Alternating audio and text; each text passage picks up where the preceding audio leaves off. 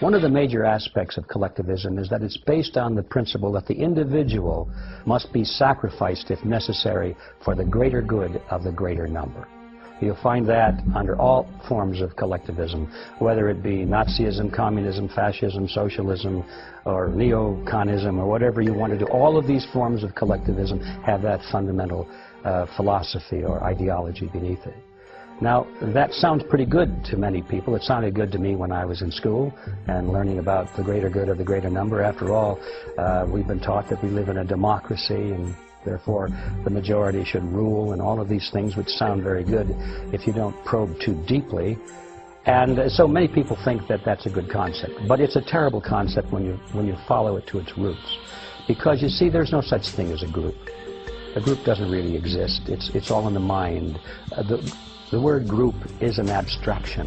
You can look at a forest, you say, well, I'm looking at a forest, but you're not. You're looking at trees. They're only trees, and so the word forest is this abstraction for the concept of many trees. And the same thing is true in social structures. The word group is a very deceptive word. We think that the group somehow has rights. Well, since there is no such thing as a group, we're really dealing with the concept of many individuals having somehow more rights than a smaller group of individuals. And so that really, if you follow it all the way to its core, is a question of mathematics.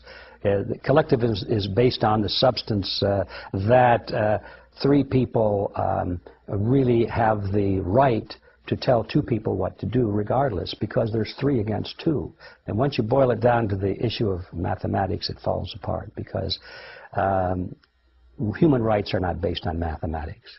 The only greater good for the greater number really comes from the concept of individualism, when you deny the majority to take away the rights or the property of the minority. If you hold up the individual as the supreme element in society instead of the group, under that philosophy, under that ideology, now you do actually have the greatest good for the greatest number.